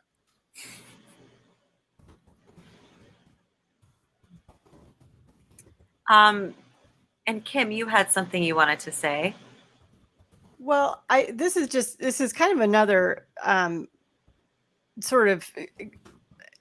this opens up sort of a bigger conversation in a way, but the other reality here that is just it's a reality is that these companies, as soon as self-driving cars become widely available and safe, etc., these jobs are probably going to be going away anyway. So it's interesting that there's this big, huge fight over this particular segment of work right now, which I mean, I don't know for certain, but my guess would be within the next 10 years, it'll be obsolete. You know what I mean? Like, and then, so I just wanted to kind of throw that out there as just something to think about that, you know, we haven't talked about it yet. And then the other thing is just in general, when we think about, well, two points here. One is like, when did all these app companies that are now in existence that we're talking about really kind of came out of the last recession, right? I mean, it was like the technology was advancing at that point, and we were also faced with this big recession. And it was a way, you know, these companies figured out a way to bring together much more efficiently, basically buyers and sellers of services. So you have people that are willing to offer services and people that want to buy them, and they're bringing them together. And it's not just Uber, Lyft, and those kinds of things, but you know, all of the different online platforms where these kinds of things happen. And you know, it's an efficient way for people to do business, so that, you know, I as a person don't have to spend like countless hours figuring out how to do my own SEO, you know, to be able to get some gig leads for musician work, right? So I mean, it happens across, you know, all kinds of industries, but it's like thinking about these things in more of a futuristic way of like, how do we evolve into the future of ways of doing things and doing business, as opposed to this archaic idea of, yeah, we need to be back in like the 50s or the 80s or something, with everyone working this job, you know, for this employer. And I mean, no, people, like, who wants that? People don't want that sort of lifestyle. They want, I think what people value the most is like freedom and flexibility. They want to make a decent living, but they also want the freedom and flexibility to live their lives and do other things and have a family and take care of other things, or, you know, whatever. But yeah, that's just a few. Can I something really quick about that? Just to add something quick to that. I mean, absolutely. Evolution is actually what Prop 22 is. It's actually a groundbreaking law because it proposes a third category that has never existed before. And I don't see anyone else putting something forward that actually I consider to be progressive in this area. AB5 wasn't progressive. It was trying to take us back to the 30s. Actually, a third category of worker is probably a good thing at this point. David is right. This is an evolution. This is what happens when, you know, you have a conflict like this and progress has to come out of it. It's a creative solution. It's similar, from what I understand, to proposals that were made by the rideshare companies before AB5 even passed. But the union said, no, because to them, this entire game, the object of this game was to make everybody an employee so they could join the union.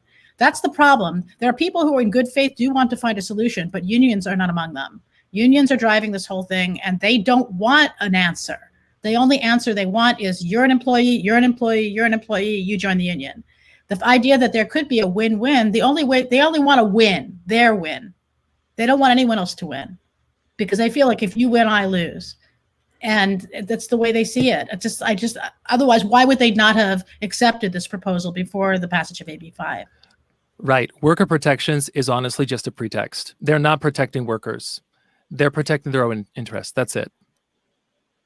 Yeah, I can say, having been SAG-AFTRA for a number of years, I felt, it's so hard not to comment as the moderator, but like, I felt more like I was under fear of, like, you know, what if I do this non-union independent thing and then I'm going to be in trouble? And it's like, it didn't really do anything positively for me, you know, except, you know, when I was doing background work, the paycheck was nice. But in terms of freedom to explore different positions, you know, I didn't personally see a lot of benefit for my career when I was an actor 10 years ago. So I just want to remind everyone who's watching, this is the Q&A section. If you have questions for any of these panelists, or just a general question, please send them in. I can see the comments and I will be happy to feed them to the panelists. So please ask your questions. Now is the time. I think we're going to run about 15 minutes over. But in the meantime, until we get questions from you, the viewers, does anybody else have a question that they would like to ask their fellow panelists? This isn't exactly a question, but I just want to hop on something like one of you guys said, and it had to do with ageism. One of the reasons why AB5 was so hard on so many of us, none of us here is a teenager. I don't know if I'm the oldest here, but I'm probably one of the oldest here. And I come from an advertising background where once you're 40, you're considered a dinosaur. So even if I wanted to get a full-time job in the ad agency business now, I probably couldn't do it. But when I was freelancing and when I've been freelancing, I made a really good living doing what I wanted when I wanted. And for whatever reason, an agency that would never think to hire an old fart like me full time are happy to bring me on as a freelancer for a new business pitch or for a specific kind of project. And so because of AB5, I'm not able to do that anymore. And, Lorena Gonzalez's solution is, well, just go back into the workforce. It's like, number one, I don't want to. Number two, I couldn't do it even if I did want to. So that's another. I know we're talking about Prop 22 now, but Prop 22 and AB5 are related in that what I like to say is, if we can't repeal AB5 all at once, we'll do it in pieces. And Prop 22 repeals part of AB5, at least for some people. Just like 2257, there was a fight we had amongst ourselves when that was going on, because these writers and journalists were basically fighting for their own thing. And some people were saying, well, they're being selfish and they're going to take the wind out of the sails. It was the exact same thing that people are saying now about Prop 22. But it hasn't been the case. They promised they would keep on fighting, and they have, and partly they have because 2257 really doesn't solve their problem.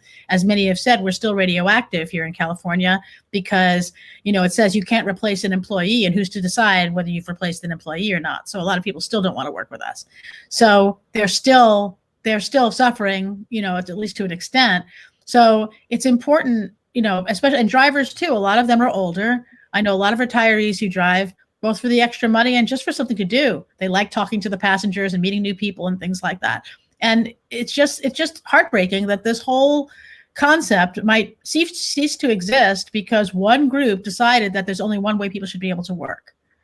And there's no reason why, except for the fact that they're selfish and greedy, that there should not be more than one flavor of work. There's all this intersectionality and gender and race and stuff. You can be a million different things, but you can only be a W-2 employee. It doesn't make much sense in the 21st century. And that's my 2 cents. It's not a question. It's just a rant. Yes, and I'd like to add one thing of clarification for people who don't know the history of AB5. The Dynamex California Supreme Court ruling happened in April of 2018, and it applied to wage orders only. It was a very narrow ruling about these delivery drivers that work for a company called Dynamex. And so when the greedy legislators got their hands on this, just salivating over the fact that they could codify this into law, they expanded it beyond the wage orders to entrap the entire workforce. So that if the legislature has the power to they're the lawmakers. The courts don't make the laws; the lawmakers make the laws, and it's in the Dynamex ruling that they can that the legislature can amend it any way they want. Yeah, they gave direction almost that it was like the court never said you should make this apply to everybody. Never. In fact, their advice would appear to be exactly the opposite.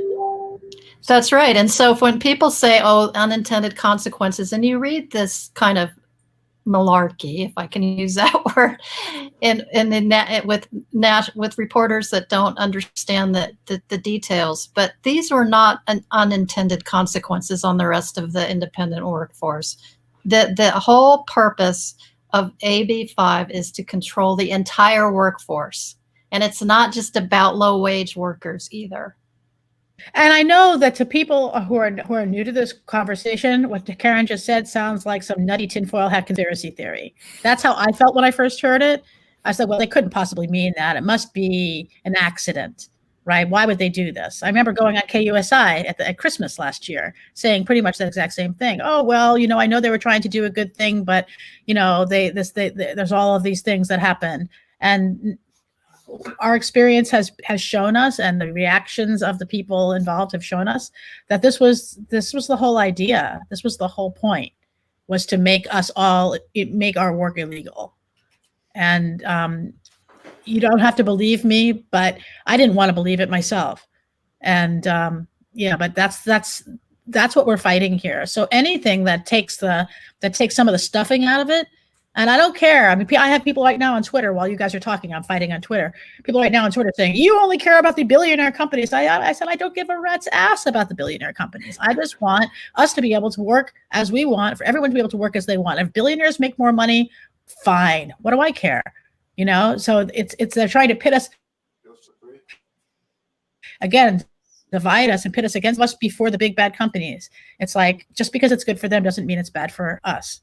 And don't fall for that line. So we have a question that came in. I'm going to post it. 2257 created new constitutional problems. Can you talk about freelance professions still outlawed by AB5? And I think this speaks to some misunderstandings about AB5 and something that we can clear up on this panel.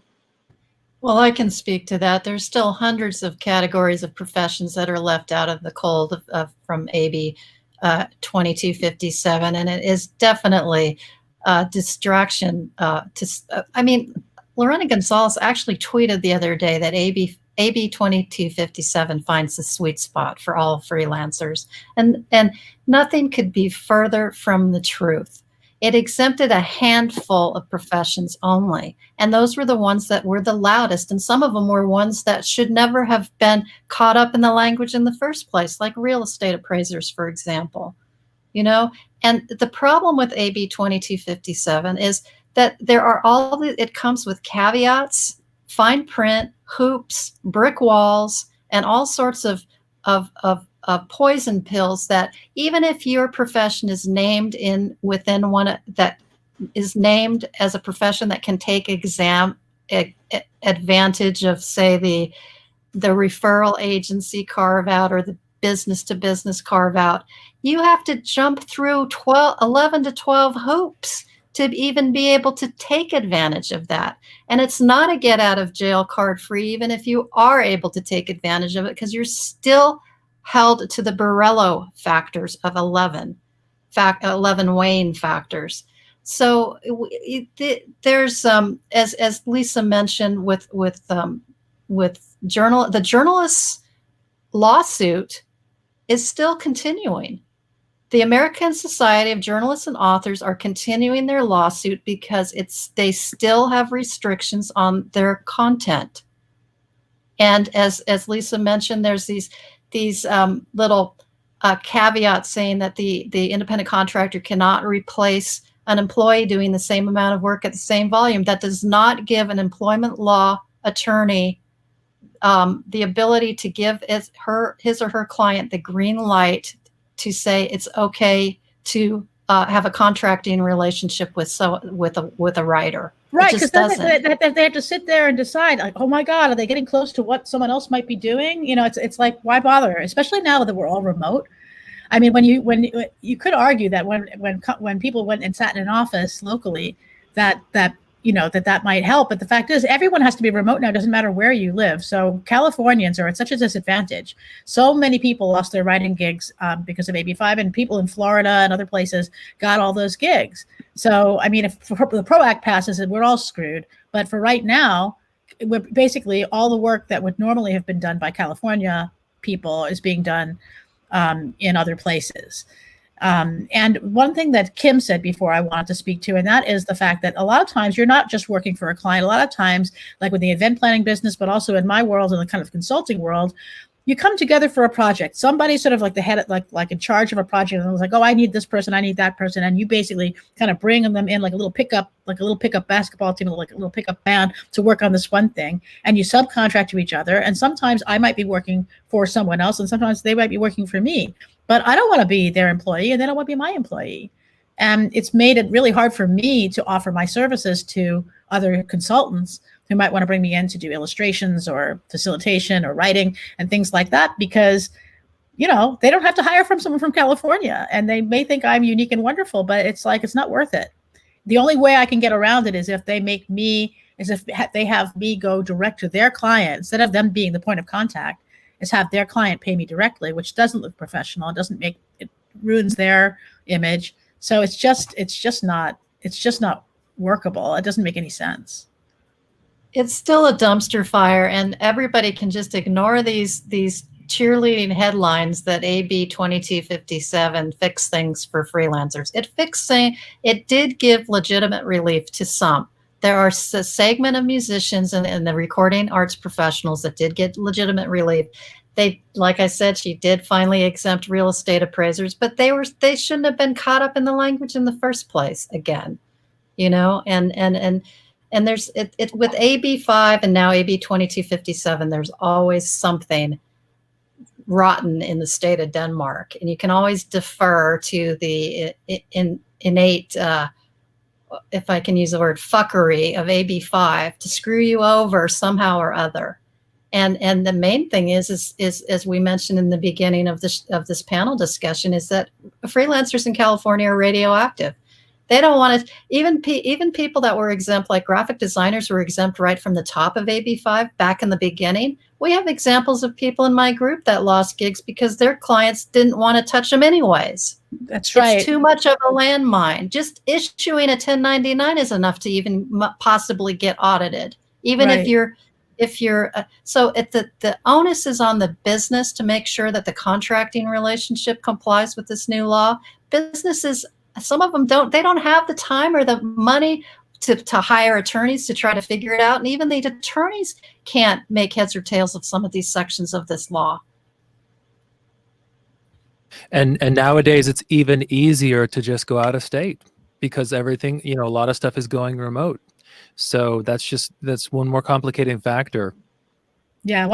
It's just that easy. If you can hire someone from outside of California as easily you can hire someone from inside of California, what are you going to do? You're going to take the path of least resistance.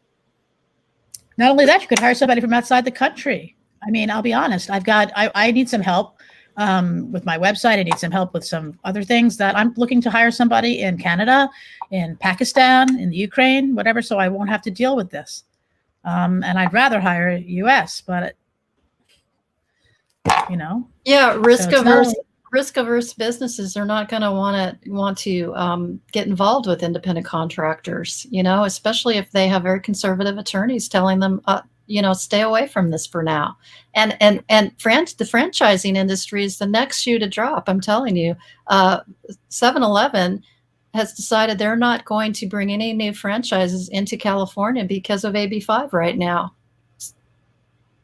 And so that's the next target. And another thing is that AB5 empowers a whole posse of government enforcers to go after any business, large and small, if they suspect you of misclassifying. So they're not going just after Uber and Lyft. And I'm the one that gets the calls from these people, a lot of them in San Diego, who are one-person businesses under audit during a pandemic for misclassification violations. Yeah, Karen, isn't there somebody in our group who got fined like $65,000 for sending out a couple of birthday clowns to a party or something like a couple of years ago? I think I saw something like that in our group.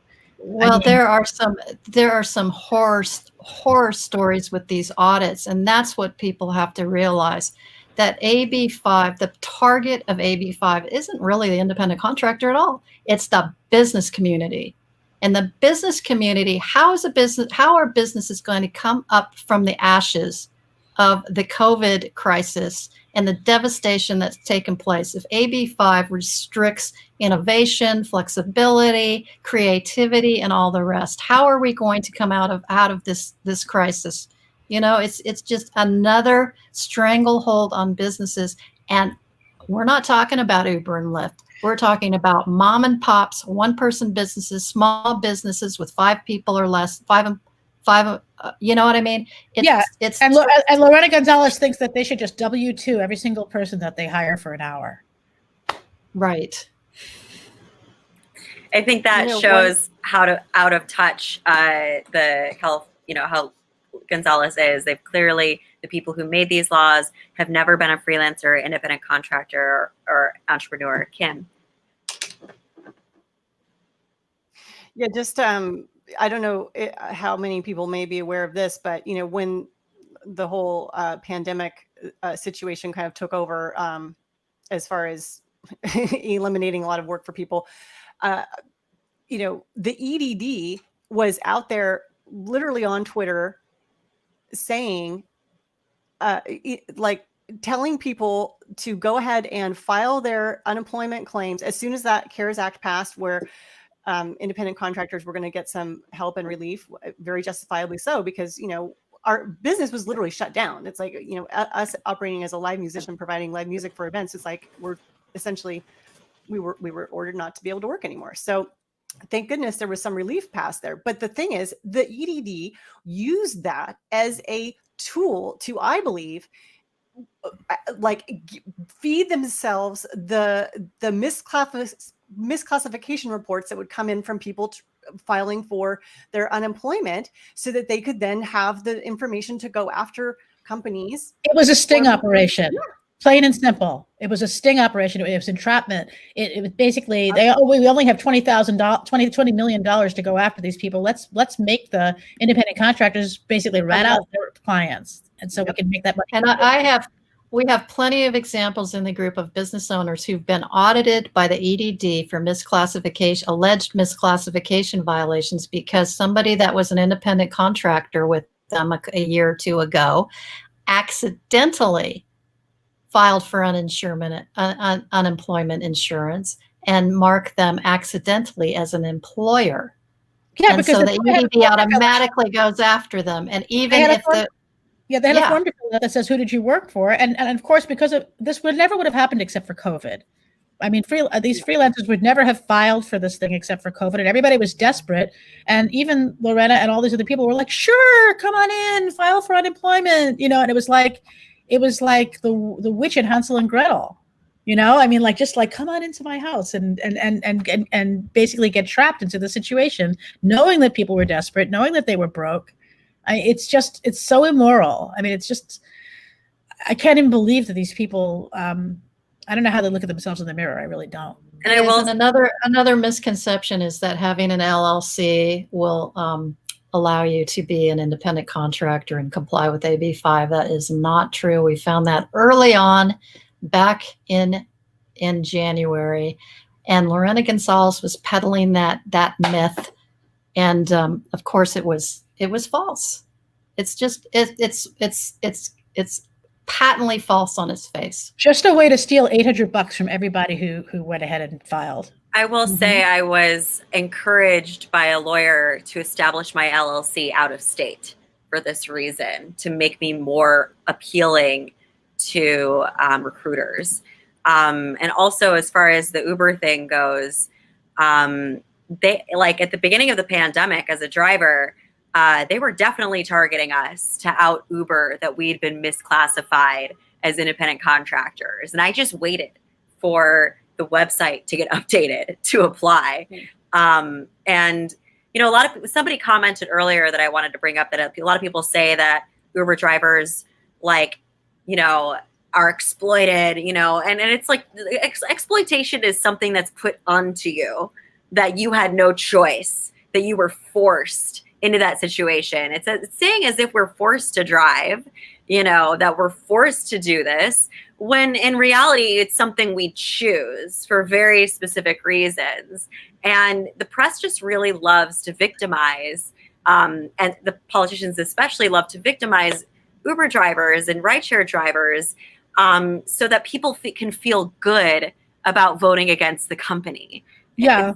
That's absolutely true. And I just want to speak to that for a second, because we haven't talked about this at all, but there is, and Kim, as Kim said, there is law on the books about this, but there is exploitation out there. And I will tell you that there have been times before I knew about any of this stuff where I have been hired as an independent contractor. I remember once a few years ago, I was hired as an independent contractor, and it was even in the contract. These people obviously didn't know the law. It was even in the contract that, well, you're an independent contractor, but we want you at your desk from 8 to 5, and we want you to do this, and we want you to do that. And they were controlling and directing everything. And they were, you know, they're expecting me to pay all of my own expenses. And they were slacking me at 3 o'clock in the morning and all of this stuff. But you're an independent contractor. And if I had wanted to, if I had known any better, I would have said, well, actually, you need to make me an employee, or you need to not tell me when to do my work, one or the other. I didn't know any better, but there are companies out there. I'm not going to lie. There are companies out there that will make you do everything that an employee is supposed to do. and have you sitting right next to somebody in an office doing everything that an employee is supposed to do, and they're paying you as an independent contractor just so that they can avoid paying these things and stuff like that. There are instances like that, and I've seen them happen. I've been, you know, I won't say a victim. I have entered into those contracts. I signed them. I said okay, but they should probably not have been allowed to do that. Well, here's the rank hypocrisy of Sacramento.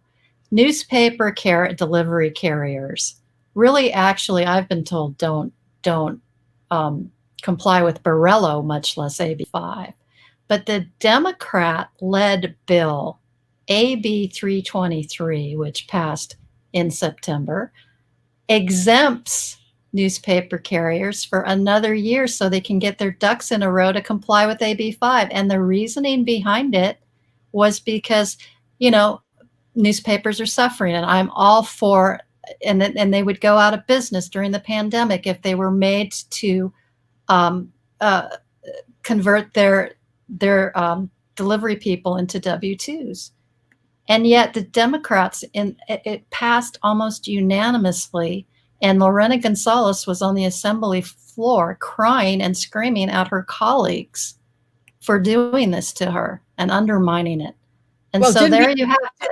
Didn't the EDD themselves hire independent contractors to deal with all of these? Yes, they did. And it's a lot of enough for me. The San Diego Board of Supervisors under Nathan Fletcher during the pandemic decided that they were going to spend $11,000 on translators from out of state. Independent contractor translators. Somebody's commenting here, LA Times pushing no on 22 while refusing to W-2 its own drivers who work 7 days a week for them. Exactly. So it's like everyone who passes these laws wants it to apply to everyone except for them. No one wants AB5 to apply to them, not even the people who wrote it. So that's why we want no yes on 22 to make to just take as much of AB5 away as we can. And then hopefully we'll get to do the rest later. So we do have another question, which we did address earlier, but for the people who tuned in a little bit later, I'd love if I think, David, you would have a good answer to this. You may have already covered this. Can you give an overview of PRO Act? How is it same, different from AB5? And we did cover this, but I would like to answer this person's question for them. Sure. So the PRO Act basically seeks to make the ABC test, the law of the land, in terms of determining whether someone can be, unionized or not. Some people have said that it's different from. There are some differences with AB5, but the fact of the matter is that they're still trying to leverage the ABC test in order to classify employees or freelancers, independent contractors, what have you. It's a really bad precedent, in my opinion. It's not the direction that we need to go. And honestly, my take is if unions want more members, they should add more value. They should do more for their members, because if you're doing something for your members, people are going to be breaking down your door to get into your union. I don't see that happening. And so for me, the PRO Act is this, weak ass way of trying to say, of unions trying to save their asses when they haven't really been doing their jobs. They should be protecting the rights of all workers. Even Mike Rowe said it on Labor Day. Every single type of employer or employee, worker, freelancer, independent contractor, whatever it is, all types of work should be protected. But unions are in a situation in our country, and I understand why, because we have some, and the PRO Act does try to open up the door to change the laws on antitrust. And antitrust is the one thing that keeps freelancers from organizing, from joining a union. I'm not sure if that's the direction we want to go, because I don't think unions have really done a good job at showing that they add value. And I don't think any freelancer at this point is going to trust a union to vouch for our interests at all. So that's my take on the PRO Act. It is basically AB5 at a national level with a couple of minor changes in my point. There are other areas of the PRO Act that are actually much worse than AB5, because yes. violations of our privacy. And if we don't want to have all our information given to unions, then with the PRO Act, you're going to have some problems. Go ahead. For I just might add that for those who think that PRO Act is innocuous, all you have to look at is the new Senate bill that was proposed a couple weeks ago by Senator Patty Murray in Washington.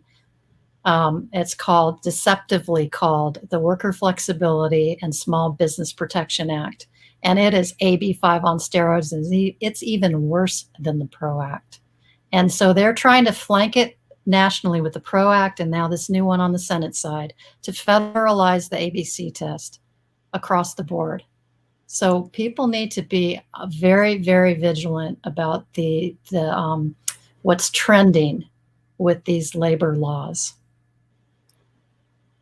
Kim, would you like to briefly just go over the ABCs for people who are just tuning in? The ABCs, by the way, for those who are just tuning in, is the requirements under which, like, if you think you're working as an independent contractor, you need to make sure you pass the ABC test in order to actually be classified as an independent contractor. And what are those ABCs, Kim? I will unmute you. You're mute.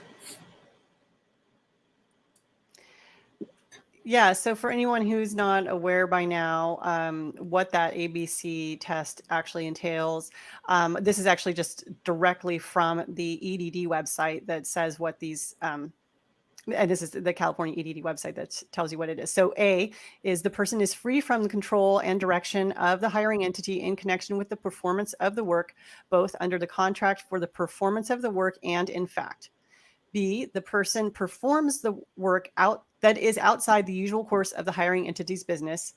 I will say this is the one that a lot of people get tripped up on in the ability to qualify as independent. And then C, the person is customarily engaged in an independently established trade, occupation, or business of the same nature as that involved in the work performed. So. Great. Can I add to that? Lorena Gonzalez perpetuates the lie that there are that the ABC test is in other states. That I think she says 26 other states. No, the ABC test in California is the strictest test in the nation because the B prong of the test is modified. In the other tests, in the other states that have an ABC test, it applies to just certain smaller, narrow sections of their labor code. And the B prong has two parts to it that allows for more flexibility. So I just want to make that clear. And then you also in AB5, you have these carve outs. You have the business to business exemption that you might be able to take advantage of, and you can skip the ABC test. And then you have the referral agency exemption, which also has a bunch of hoops and caveats and everything that you would have to jump through in order to be able to take advantage of it and not have to have the ABC test apply to you. So I think we should wrap this up. We're over time, but thank you so much for everybody for staying, everyone who's viewed and tuned in and is stayed active. And thank you to the person on Facebook who also reposted the ABCs. It's very important to keep those in check. I have one last question, and just like 2 or 3 sentences, I would like for everyone to answer, for where we are now, what would be the most realistic, best case scenario for this election and for the future beyond this year's election regarding Prop 22, AB5, and the PRO Act? Karen, let's start with you. The best case scenario would be for Lorena Gonzalez to be voted out of office in District 80 for Prop 22 to pass, and for enough seats in the Assembly and the Senate, State Senate, to flip from these entrenched, moneyed, bought and paid for special interest incumbents to flip so that we no longer are subjected to this supermajority in Sacramento that runs roughshod over all of us. That would be the best result. Kim, what about you? Yeah, I would agree with all of that. If we can get Prop 22 to pass and replace as many of the Assembly members, I know I'm voting for an assembly member in my district. I have the fortunate ability to vote for someone who is actively running on being against AB5. So those two things I think are the most important that we can do locally. I mean, on the national level, I mean, I don't know. It is, I think, a very scary time. I think but I think that the best that we can do is send a message in California that this is not working and that this is not something that we want to take nationwide. Because honestly, the effect that this pandemic is having on our economy, it's going to be longer and more drawn out than the recession we went through in 2008. And if we're going to, kneecap our recovery with something like this on the national level, I mean, just think about it. Any possible job that you're able to do remotely, if this thing passes nationwide, people are going to be hiring people overseas. I mean, it's not the work is going to go out of the country. So the only jobs, freelance jobs that people would be able to do are the ones that are actually physically, have to be done locally, like a driver, for example. But anything else that someone can do from their home, it's just, I don't think that those kinds of work will be available in this country if it passes nationwide. So that's the real fear. Just wanted to highlight this comment. We also have to shut down Lorena's run for Secretary of State. And Lisa. Heaven forbid. Well, I do think that as far as Lorena's run for Secretary of State is concerned, she saw AB5 as her signature legislation that was going to put her on the map politically, and I think it's become more of an albatross around her neck because it's definitely not a good look for her.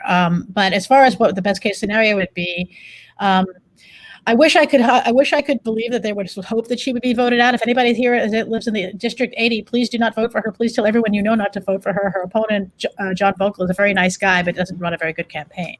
But as far as nationally is concerned, the thing that we all have to realize, well, first thing, what David said is we have to think about our local. We have to think about our local elections. I have never, ever, ever been involved in politics in my entire life. And today I have an op-ed running in a major paper. But I didn't know, it never occurred to me that my own elected officials would sit up in Sacramento and devise some evil plan to ruin my life. And that's what's happening. So you can't just let them do their work behind closed doors unobserved. Show up at these live streams, pay attention to what's actually happening. These laws like AB5 are being snuck through in almost every state. There's S6699A in New York, there's S863 in New Jersey. Luckily, people saw what was happening in California and put those on ice. Got them to pump the brakes on that because we are unfortunately the guinea pig beta test that shows how horrible these laws are. Keep the heat on your officials. Find out who your representatives are. I didn't know. I did not know. I know now, and they know who I am because I bother them. You have to bother them. If they don't think there's any consequence for doing what they always do, then they really do listen if you're from their district. So find out who they are. But what I just want to say is, this seems so wrong, and when people learn about it, they agree how wrong it is, because the world is moving towards more customization, not less, more fractional work and fractional sharing, the sharing economy. Everyone's calling it the gig economy. It's really the sharing economy. I have a car, I have some spare time, I give you a ride, and so that things aren't wasted. And it's the same thing with virtual assistants. I only need a couple of hours, so this person works for 3 or 4 different people, and she gives me an hour or two when I need her help. That kind of sharing thing. This is all against all of that, and the world is moving that way. And we all need to have that. I hate to use the word flexibility because it's become kind of a buzzword, but we all need to have that. Well, we'd like to, and why shouldn't we? Just keep the pressure on the people who are making these laws, and make sure that you won't vote for them if they try to stop you from working for yourself. And yes, on 22 is the first step in helping us create that third way that David was talking about. This could come out to be a positive, net positive after all is said and done, if we can pass yes on 22 and start to show the rest of the country, hey, you know what? We are evolving in the way we work. There is a hybrid classification that people can choose if they want to. And if they don't want to, they can go get a big, fat, cushy union job with all the perks. But if they want to, they can have this too. That's all. Yeah. So for me, the best case scenario to move forward is for everyone, regardless of party, including my fellow progressives, to see that AB5 is not progressive, to vote for Prop 22 and tell the world that freelancers want to make their own decisions. And as an extension of that, get involved. Be involved in local legislative decisions, get involved in everything. And because things are the way they are because someone wanted them that way. If we don't want them the way they are, then we don't have to accept them either. But we also can't shut people out. We can't say we're going to let unions call the shots for everybody, because if they don't represent freelancers, then they shouldn't be calling shots for us. Be aware of conflicts of interest. That's what I see is more of an awareness and more involvement. Well, this was such an informative panel. Thank you, everyone, so much for jumping on and staying well past our time.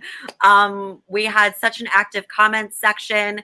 I welcome anyone that joined in late. Please check out the replay. If you have any more questions, they're probably answered in this panel. We covered a lot of ground here. So thank you, everyone, for coming on. Thank you, Karen and Kim and Lisa and David. And I'm really appreciated that we were able to pull this together last minute. So thank you. And I think that's a great thing to end on, a very clear call to action. Great. And just thank you so much. Thanks for inviting us. Yes on 22. Yes on 22. Yes on 22. Thank you, everyone. Thank you, Amanda, so much for putting this together. It's my pleasure. Thank you very much. Thank you. Bye. Bye.